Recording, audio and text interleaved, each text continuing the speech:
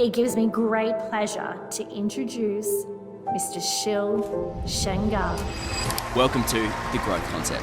Joining me today is Shil Shanghavi, a public speaking and storytelling specialist and former head of speaker coaching for TEDxPerth. In this conversation, we get into the real stuff, authenticity, and how to read body language so you can tailor your approach, whether you're in sales, delivering a speech, or just trying to connect with someone one-on-one. If you want to speak with more clarity, show up with more confidence, and learn the non-verbal cues that change everything with communication, you're in the right place.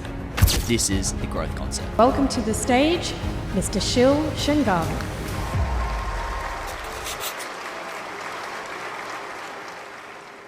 Shil Shanghavi, welcome to The Growth Concept Cheers, man. podcast. Finally, we make it. 2026, we're here for a powerful conversation. Shil, for people meeting you for the first time, not knowing who you are, what message you tell, beyond these titles, professional public speaker, storyteller, who are you and what mission are you on?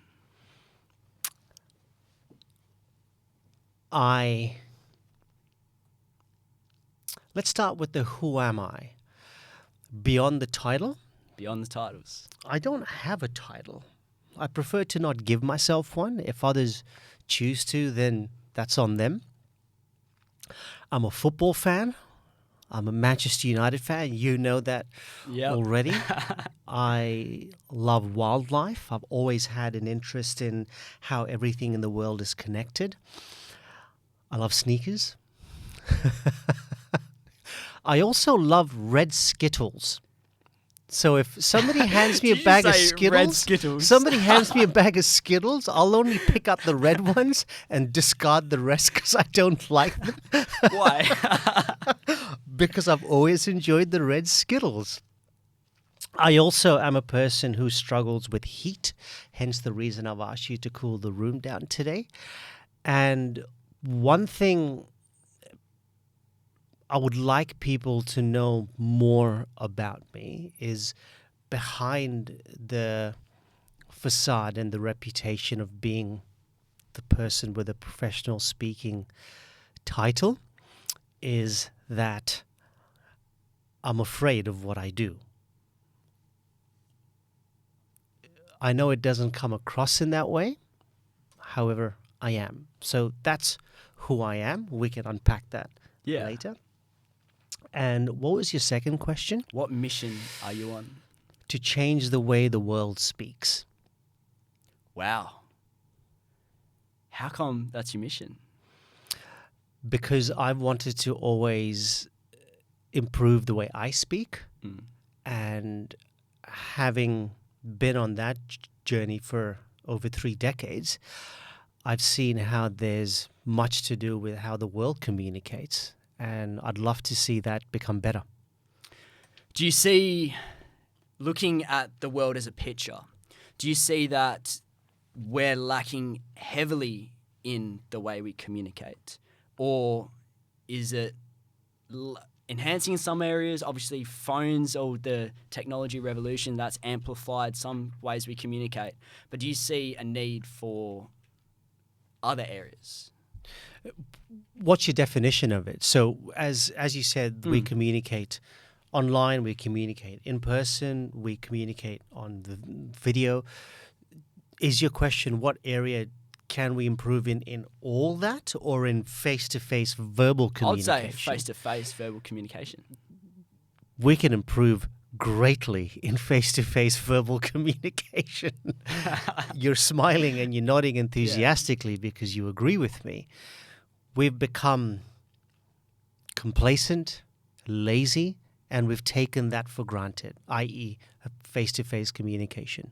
Such a good point. You were born in Kenya and at age 15 you moved to this amazing country, Australia. Yeah. What was your childhood like in Kenya growing up? You developed severe stutter when you were 10 years old. And then you moved to Australia at 15. So we're getting a pretty compact timeline. A lot of stuff happened during this time. What was your childhood like before the stutter and after? Like, can we get that perspective? Of course. Let's start with the challenges. The challenges were awful. And I'll clarify. My life at home with my family is brilliant. Always has been. I've got the best relationship with my sister, my dad, my mum. We're super close. So that's always been brilliant. The challenges came from being bullied, being laughed at, being teased, being beaten up every day. Every single day, even before I started stuttering. So that's always been challenging. Right. And then after stuttering, it became worse, i.e., the bullying, the laughing at me, the teasing became worse. So taking both of those into account, what was my childhood like? On one hand, the best childhood, because I've come from my best family. On the other hand, it was shit because of everything I went through to deal with what other people were doing and saying to me.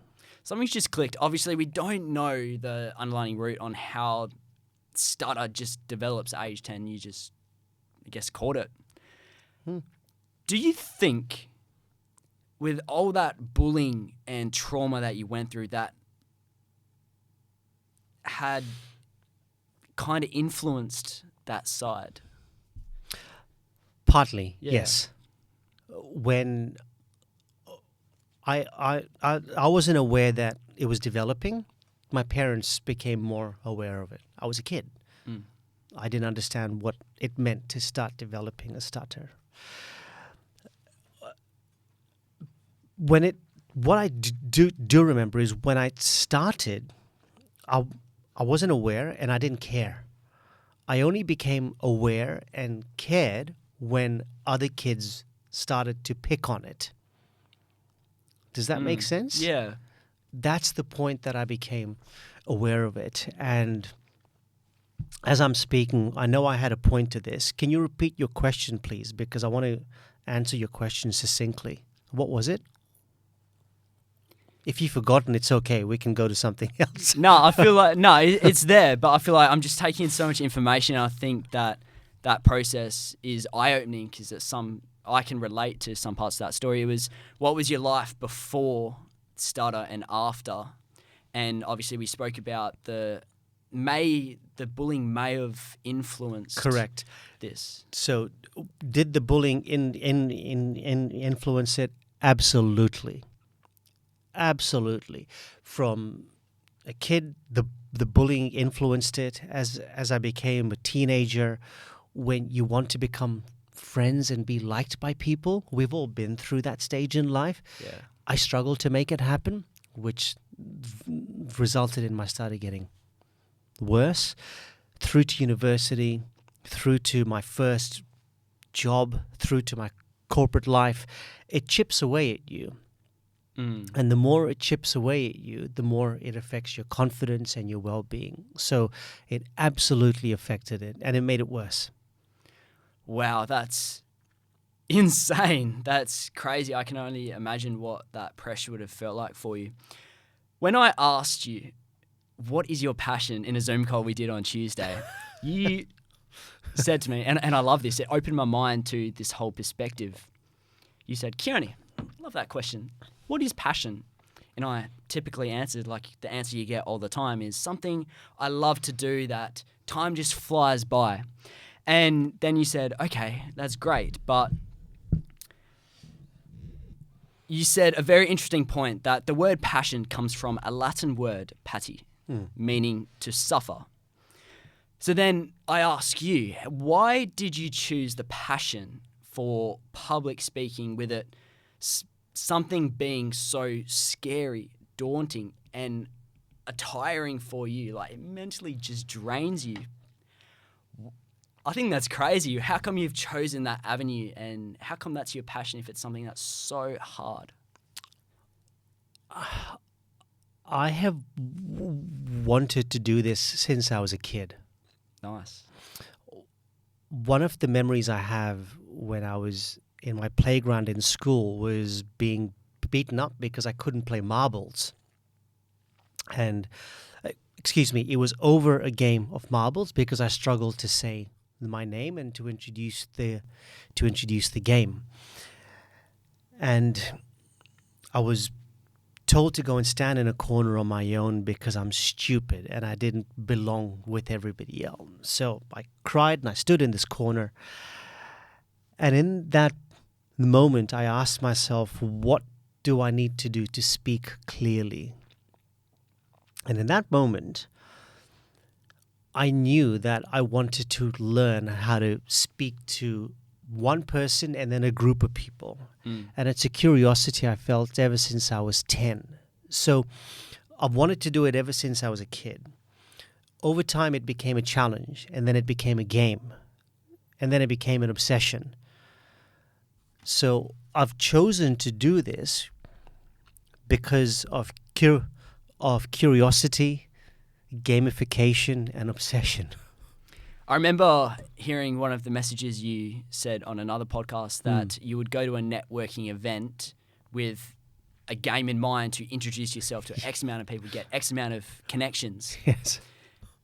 At what point did you realize this? Because I'm imagining myself in your shoes being that young and having all these people picking on you. And then as you've gotten older, have viewed it as a challenge, game, and an obsession. At what point in that timeline did you see the positive side of it?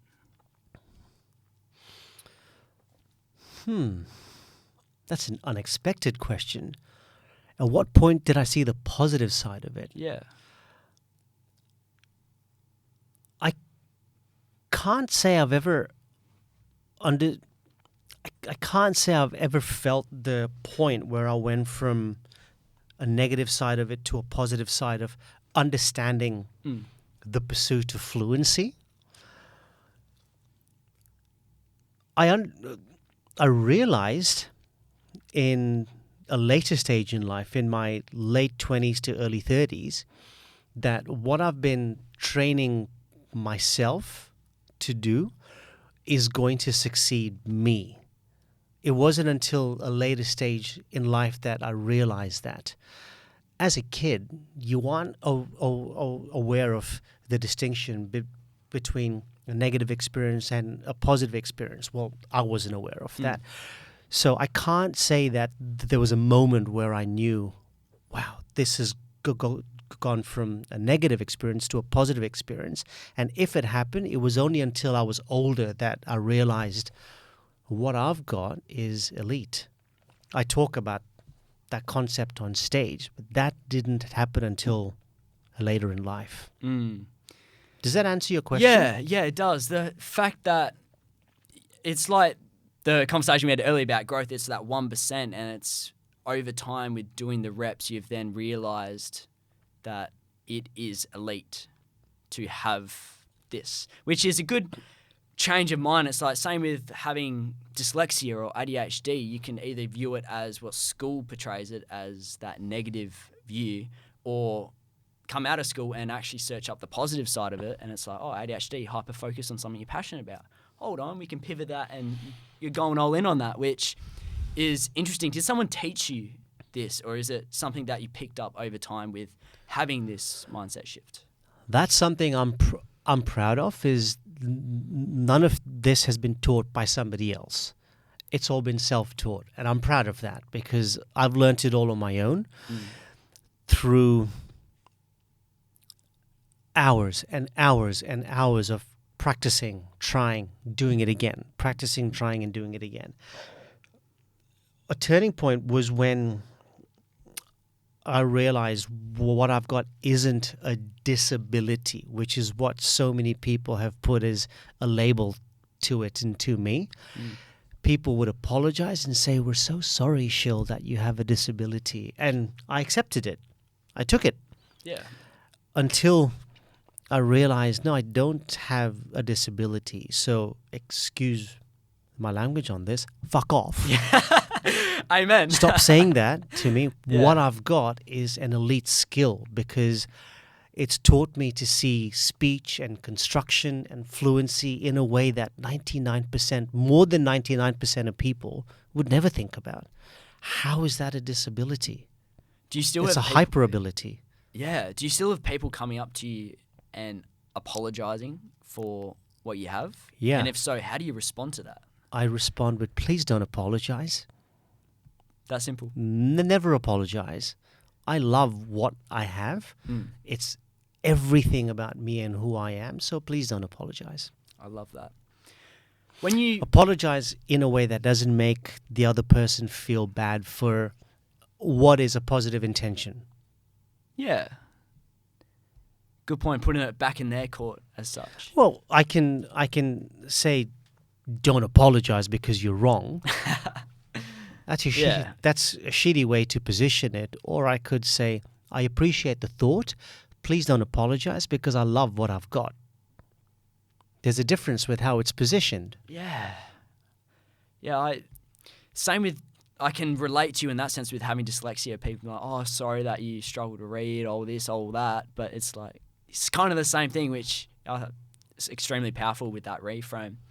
When you were younger and you were excluded from these groups when you were a kid, and you learnt very quickly how to read body language, which I think is so fascinating. I did. Can you tell me a story or a significant memory that you've had on this crucial learning that you had so young? A learning with body language? Yeah. I can. It wasn't when I was young. So the story which comes to mind is when I was in a corporate role. And I had a presentation to a potential client. Everybody comes into the room. I was so nervous about this presentation because it was at a time in life where I wasn't open about stuttering. I kept it to myself because I was embarrassed. And I slipped in my introduction, i.e. I stuttered in my intro. And I could see the person to my right change their eye contact. They sat back, they crossed their arms. So there was a change in their entire being. And unbeknown to me, that was an observation I'd had for 20 years plus. And over time, I'd been observing this on people that I speak to. Whenever I stuttered, there was a change in the pattern and the way a person received me and perceived me. So I learned about the micro habits. No, that's the wrong word. Micro changes in body language. But that's a moment which stands out because I realized then this person has no idea how to respond. And I could tell that in how they changed their expression, their body language, their eye movement. Yeah. Everything changed. When I watched you speak at the business conference that we went to in October 2025, and you started off stuttering, like not using your techniques to control it. Yeah. And I was like looking around the room, and everyone was like looking at each other, like, what's going on? Were they? Yeah. It had that uncomfortable, like, oh, is he meant to do this? What's going on? Do we feel bad for him? Yeah. Did you feel that thought in the room as well? If people were unsure if they should feel bad for me? Definitely that, oh, I'm sorry for, like, I feel his nerves and 100%. And that was something I picked up, and an important point you raised is making people feel comfortable. And the way you do this is by watching their body language, tailoring your techniques to suit that specific person as such. What key things do you look out for? For example, you mentioned that micro movements, whether they sit back, arms crossed. Yep. What other key things do you look for? And based on that, how do you tailor your approach based on someone's body language, on the way they've perceived your information? Let's go back 2 steps here. People start to form an impression of you fast. Yeah. Yeah. Ridiculously fast. So people will start to form an impression of you in less than 1 second. That's fast. Okay, in less than a second, we collect information that we use to determine if a person is competent, safe, and trustworthy. And the type of information we look for is eye behavior. So eye behavior is a combination of eye contact and eye movement, stillness, breathing, and pace, and all of that combined results in predictability, and it can be positive predictability or negative predictability. So what does that mean? Whenever I meet somebody for the first time, I'm conscious of all these things in me and how I am, and how that's going to determine positive or negative predictability. Right. And within 10 seconds, when we meet somebody or when we're presenting, people lock all that information in to determine an impression of you. Help me visualize this. So when you're approaching someone, how do you carry yourself, whether that's your eyes, your hands, the way you walk, even to that detail, to make someone feel more comfortable or have that comfort feeling? Yeah. In a one-on-one at the conference which you both came to, if I met you for the first time in that room, some of the things which would determine how you receive me is stillness. In conversation, if I'm still and grounded, it'll calm you. If I speak fast and erratic, it'll fluster you. If you can sense my breathing is in control, that will calm you. These are some of the things which will determine how you're received. So I've trained myself to be conscious of all of this. And then things like eye movement and eye contact and eye behavior. If I'm talking to you and if I keep squinting in conversation, how's it going to make you feel? Yeah. However, if a combination of all of it is open, how's that going to make you feel?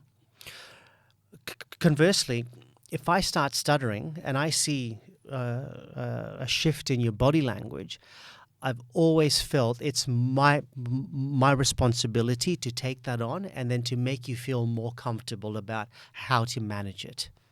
Would that be kind of like mirroring? Mirroring. Not always, because I feel if you mirror too much, it can be condescending. It can be as though you're trying so hard to impress a person by matching them. So I do agree with the mirroring concept. It's a balance how much you mirror, because if you mirror too much, then you aren't being you. Good point. I feel like the way we met was so off script, let's say, at Emma's 35th birthday party, was it? I thought she was 45. Could be 45. I'm kidding. I know she's not 45. I know, I'm like, she's Emma, not I that know old. you're not 45. Uh-oh. And, for example, when I met you for the first time, I didn't realize anything about stutter and all this. And you came, like, me thinking out loud and also having this conversation, you came across very calm, pleased, thankful as well. Does that view change in a more professional environment? So let's just say I want to learn to carry myself a bit better, whether that's making someone feel more comfortable or establish more authority in a meeting or something. How would you go about that? Can you ask the question again? So if I wanted to develop more of the body language, learn to read people and all that in different situations, for example, the party we met at, it was more of that casual yourself vibe, but in a business environment, it's a lot more typically more posh, quote unquote. Can be, yes. Yeah. How do you change your technique based on different environments? Does it change? It does change. Let's use Emma's party Yeah. as an example. There was a lady to my right. Her name was Beck. And I noticed Beck was by herself. She was sat by herself. I wanted to include Beck in conversation. And so to do that, a shift in my body language to face Beck and then to welcome her in created a space for her to then join that conversation. The same with you. If I wasn't slow and calm in our conversation, and if I was fast and erratic, how would that have made you feel? I feel like I would have matched it super quickly. Okay, and if you'd matched a fast and erratic conversation, what would that have done to us two? Made us, I don't know, scream, jump. Who knows?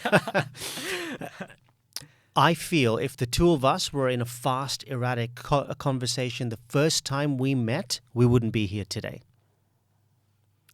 The first time which the two of us met, Good point. for me, we wouldn't have been here today. Because it was the calmness and the pace of our conversation which created a connection. One of the things which created a connection. So back to Emma's party. But before you arrived, I was there on my own, and I was having a chat to five people.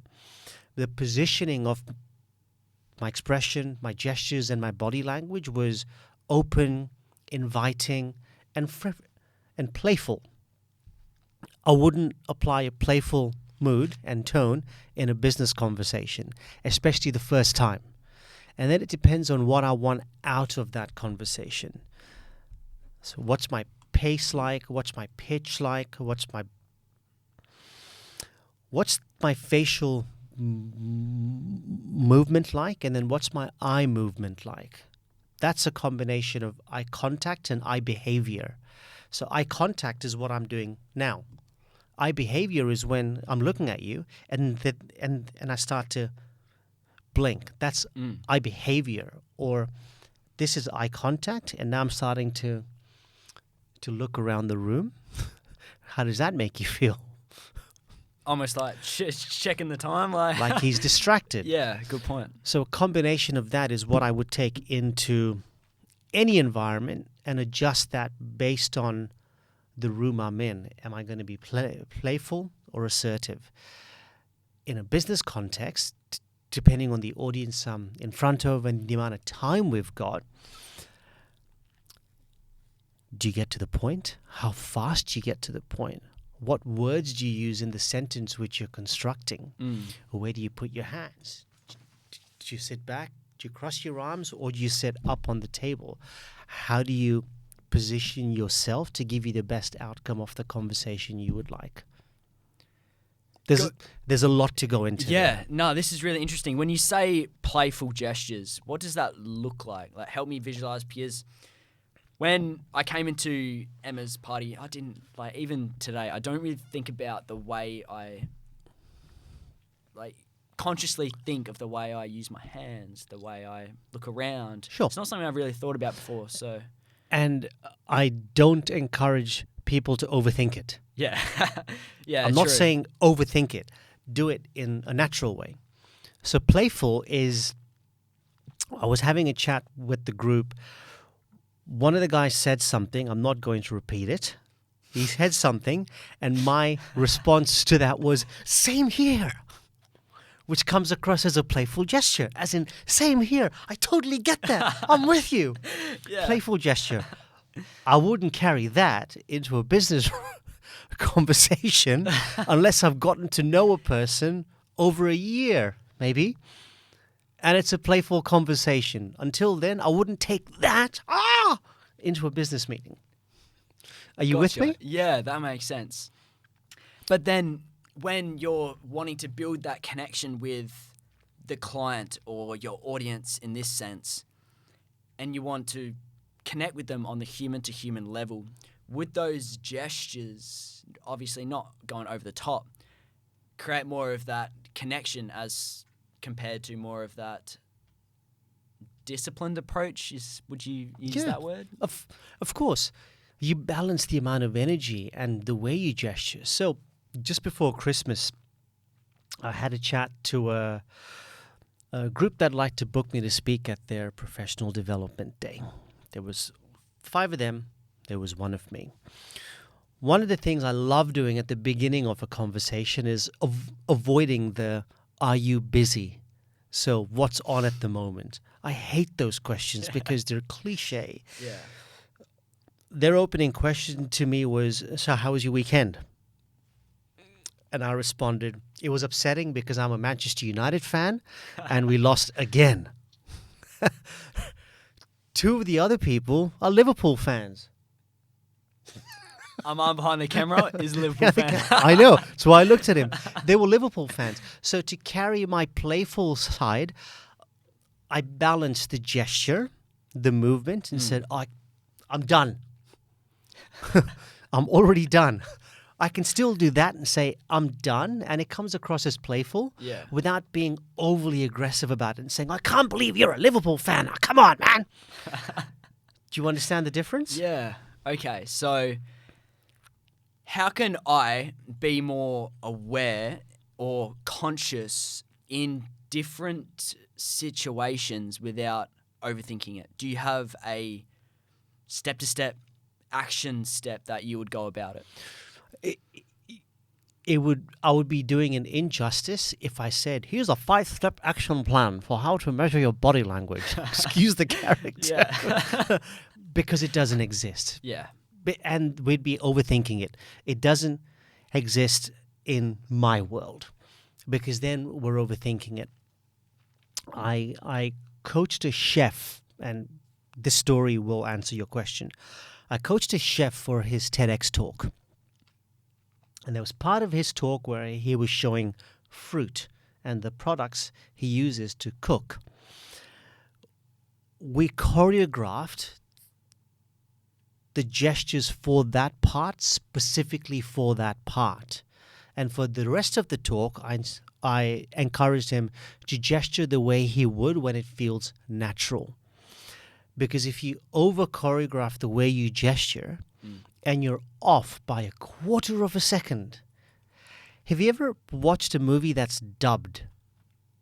Or like The lips move and then the words trail after and they don't sync? Oh, I'm just like picturing this back in the day scanning DVDs Yeah. and like copying a movie onto another disc as like kind of like pirate. Hang on, you were around for DVDs? You're too young for Yes, DVDs, not aren't the you? cassette players. I was born 2006. Okay. DVDs were the jam in primary For, school. for our listeners, if you've watched a movie that's dubbed, you'll notice that the lips and the voice don't sync. Yeah. There's a risk that if you over choreograph and overthink your gestures, that's going to happen.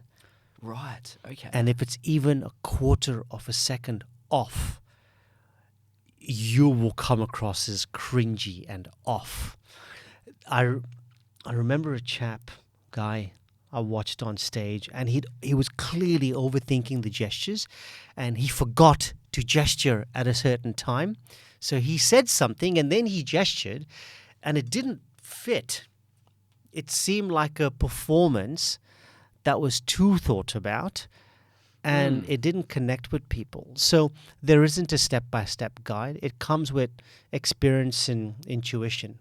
I love the way you answered that with the example and kind of making me visually see this.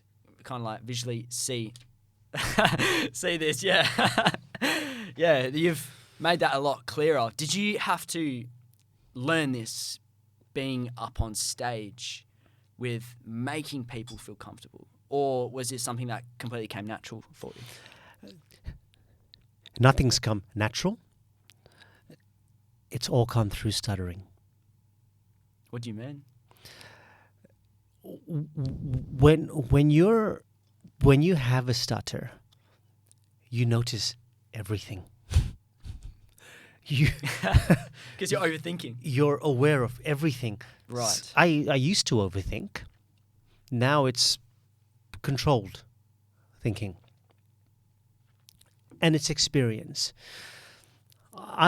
I've learned all of this by understanding that if I do have a moment like the one I did, don't panic, stay calm. Because if I panic, what's going to happen to you? I'm going to panic. You're going to panic. Yeah. If I stay calm, what's going to happen to you? I'm going to stay calm. You're going to stay calm. So understanding the process of how to stay calm, to manage it, there are techniques you learn through that, which over time becomes like driving your new WRX. At what point do you brake before you get to a traffic light? Yeah. How early do you set your indicator to turn to give the other cars awareness that you're going to turn? It's like the cliche when you're driving a car. You learn the intuition over time. When you first started speaking then, were you already aware on the principle of staying calm when you do go off script? It's like, oh shit, I forgot that. Or is it old, like you just go blank, freeze, don't know what to do, like... Fuck, man. I blank and freeze so much. So many times. When I first started public speaking, I would approach my talks in panic mode. Absolute panic mode. And then I realized what it's doing, the mental drain it puts on me, and then the mental stress it puts on others in the room. When you say panic mode, what does that look like? Is it like, hi, my name is Shil, or is it something else? Fidgeting, speaking fast, moving too much, self-touching too much. You with the dirty mind, don't think what you're thinking. Self-touching a lot, i.e. just always grooming and self-touching. My pace was relentless. I couldn't control my breathing because all I could think about was how badly this is going to go. And that would then be amplified the moment I start speaking. Good point. And then that's all I think about. Do you have a story or experience that you had where it went terribly off script or wrong and you had to recover from that? Many. What was like the one that is always in the back of your mind, but you take it as a lesson? Gosh, I had one of my worst presentations was in London at the beginning of 2024. Another one was in Adelaide in 2022, 2 or 3, one of those two, for 2 reasons. So the London one was to a group of 20 of London's most respected accounting chief executives. And I was invited to introduce myself and speak for 20 minutes about storytelling. Ta-da! Funny that I get asked to speak about storytelling. Yeah. Because of who they were, I did all the things I've trained myself to not do. I dressed in a way that is not me. So I dressed to impress. I didn't dress for comfort. 2, during the networking conversations, I pretended that I knew about the English financial markets. What the fuck? Ooh, the equity split of stock A. I know what those words mean. Putting it into the conversation in the way I did made me feel stupid, and they knew it. Right. And 3, when I started my presentation, I realized I'm telling people, you are doing this. This is what I know. This is what you should know. Instead of having a conversation with people. I should have stopped and changed strategies. Instead, I continued to push through for 20 minutes, and it was awful. Was this a speech that you prepared for thoroughly? I prepare for every speech thoroughly. I should have changed strategies, though. And by that, I could have, which I've done in the past, I could have said, I feel this isn't going in the direction I would like it to. Can we change the direction of this talk? Because we've still got 20 minutes left. Being open like that. Completely. Wow, I think being open like that is such a good skill because then it shows you the human-to-human aspect. You're building that connection with the speaker. Do you find that seeing different speakers in this day and age, we're too scripted in front of people? Personally, what you've seen? I know.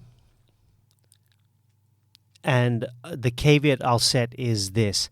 There is a lot that I can improve as a public speaker. There's a lot that I can do better. In saying that, I know too many speakers are too scripted. Too many speakers tell us things, i.e., here's what you are going to do, instead of inviting us into the conversation. Too many speakers are nervous. It can be pretty bloody Too scary. many speakers are nervous. Right. Which is endearing. However, they cover their nerves by being boisterous and theatrical. Too many speakers perform their talk instead of conversationing their talk.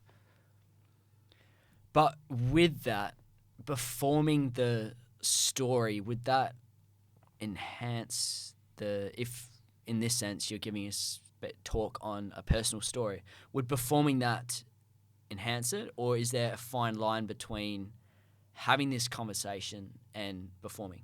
There's a fine line between a conversation and performing. One of my first talks in Perth, I performed. And I asked a person who's a professional speaker to give me a critique, and this person, his name is Dave Clare. Sup, man? And we had a catch up after the talk, and I asked him, what can I do better? And he said, chill, man. Chill. He said, chill, just chill. I've never forgotten that, because I realized that day at that conference, I was performing it, and I was theatrical with my delivery, which many people don't like. What people want is a person who's having a conversation on stage with you. Whereas if you're performing it, unless you're performing it in parts to enhance what you're saying, don't perform it. Have a conversation with people. When you're up on stage, then how do you come across as this conversation? Do you interact more? Do you share more of the authentic personality of yourself? How would you go about that? Before I answer that, explain what you mean by the authentic personality of yourself. I've seen this piece of content from you What does walking that in London, mean? I think. What does that mean? I would say the same Yes, view. well, walking in London is one part of my content. What does it mean? Because people say be authentic and be yourself. What does that mean? Well, at the moment, I'm presenting in the way I would professionally. That's like I'd say there's different levels. I could say right now, I have 10 billion things going on in my mind. There's been times in this conversation I've not known what to say or what to ask you. Why didn't you tell me that? I don't know. I would say, like, I don't know. This is good. This is good. This Excuse is me good stuff now. excuse me for interrupting you here. If you told me that, I'm stuck with my next question or where to go with this. Yeah.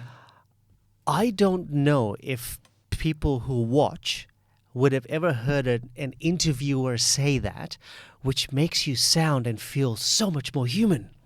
I love that point. I 100% agree with you. I couldn't tell you went through that, so credit to you. If you had told me that, I call that a drop moment. A drop moment. A drop moment. In every presentation, I have drop moments, i.e., I forget to say something, I stutter, I spill my drink, my hand will shake, the tech will fuck up. I've said fuck 5 times now. It's all right, yes? 100%, man. You can't edit Tech that out, fucks man. Up. These are drop moments. Audiences always remember drop moments. Always.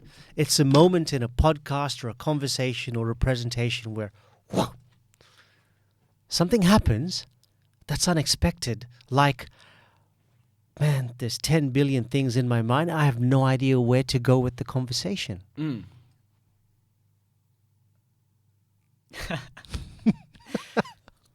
Good point. That silence. So Yeah. your point about be your authentic self. Yeah, I mean, that's... Excuse me. Hey, you burped. You burped. That is That's staying cool. in. We got soda water right now.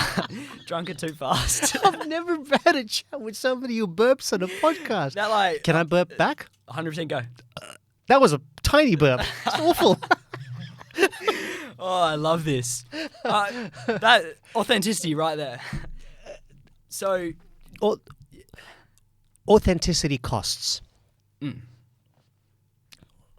For somebody to be 100% truly authentic, there's a price to pay. It means speaking up for what you believe in, which will piss other people off. Good. Which many people are not going to agree with. It's saying fuck, which may offend people. It's turning away opportunities that don't align with your values. It's picking the boogers out of your nose, like I did in London, because there was a booger stuck in my nose, which people would be ashamed and embarrassed to do. If I'm my true 100% authentic self on stage, completely unfiltered, I would offend many people.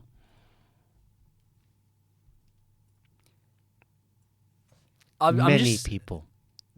I think that's... Stephen Bartlett talks about you can't be everyone's favourite. If you're everyone's favourite, then you know one's. I understand. I agree. At home, when I'm with my wife, I say things which should never be made public. I think we all do sometimes. Yeah. So it's understanding that what I'm like on stage when I'm presenting is completely me. However, there's another authentic part of me which only exists at home. There's another authentic part of me which only exists with my best friends. There's another authentic part of me which comes out once a year when I've had 4 whiskeys with my best friends. Doesn't come out. Only 4? 4 is my limit. Maybe 5. 5 and I become cannonball. Too much. I'm digressing the conversation. This is one of the moments where it's like, where do you take it? Because I feel the authenticity side in this day and age is super important, but knowing where to draw the line between too much information or presenting and all this. When you present on stage, obviously this line changes on different situations, as you were saying. For a professional audience, would you say there's that bit of personality, authenticity in that to build that connection, that conversational structure with the audience? Yes. Yes. How would you go about that? For someone who may not know where their line is, did you ask yourself some particular questions, get feedback? I have asked people who have experience in stagecraft. Well, when I ask a person around how I am on stage, it's only a person who's presented from stage 100 times because they understand stagecraft.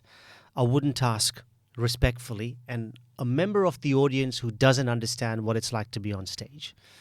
Good point. Wouldn't do that. I've learnt it because I've watched myself hundreds and hundreds of times. I've paid people to watch me and tell me what I do well and what I can do better. One thing I've learnt is when you start public speaking, always give the audience something of yourself. Always offer them a piece of you so that they feel more comfortable to let their guard down. Right. So in that... That's my style. I think because that's really good. You're asking people for 3 things. Anytime you speak, you're asking people for 3 things. their attention, their time, and their trust. It's incredibly difficult to earn people's attention, never waste people's time, and trust, very difficult to earn, very easy to lose. Yeah. So you're asking for three things which require effort. And I feel when you give something of yourself the moment you start speaking, you're more likely to earn attention, time, and trust. For you, would that be being vulnerable and disregarding those techniques and showing how bad your stutter is? It's one of the ways, yeah. The other way, this part of your speech you did in Northern, which stood out to me, was the start. You didn't say a word. Yeah. You walked around the stage and went.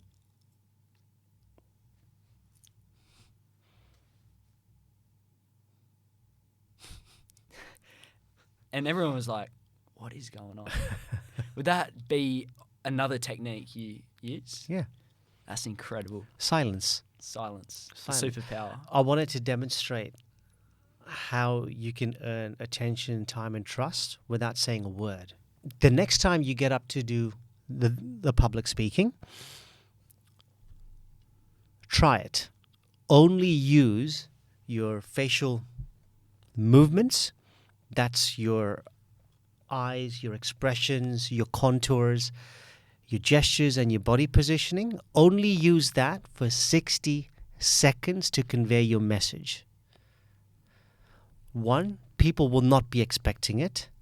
2, it'll be daunting for you. 3, it'll give you immense control over how you then shape your next piece.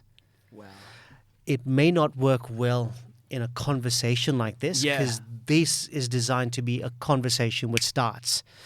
Whereas to get attention on stage, Need that audience. it works. Sure, I usually ask the same question at every single episode. Okay. And the question is, what would you tell your younger self? But I'm going to change it up for you. Okay.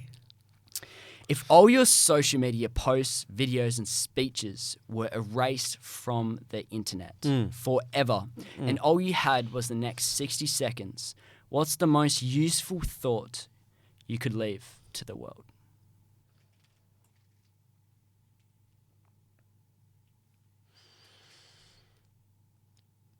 It's the thought that I would leave it's a similar thought to what I ended the Northern presentation with. And that is, every time you speak, you have an opportunity to share a story. And within that story, you have an opportunity to build trust. Therefore, every time you speak, you're auditioning for people's trust. One of the best ways to build that trust is to meet people in person, look them in the eye, shake their hand, and share a story with them. Shil Shanghavi. That's the thought that I would leave people with. I love And if you don't already do this, support Manchester United. Shil Shanghavi, thank you so much for this authentic, genuine conversation. It's been a mind twist, and I've enjoyed the actionable steps I can take away Cool. and apply straight away, and I'm sure the listeners have gotten something as well. You are the founder of Perth Unfiltered. Let's plug that in right here. Tell us about this club in less than 60 seconds. The first event is back in February. The first event is back on Feb 10th. Perth Unfiltered is a concept based on human-centered storytelling. We look for 5 people who are not professional speakers to share a 5-minute story. You have done one. It must be a personal story. There is no pitching, promoting, selling, no work talk, no career talk. We invite you to share a 5-minute personal story. Why personal? Because it's unexpected, and through that story, you build connections with people. Hence the reason Perth Unfiltered, because we're looking for unfiltered personal stories. I love that. It's so entertaining as well. Thanks, man. Shil Shanghavi, thank you. Cheers.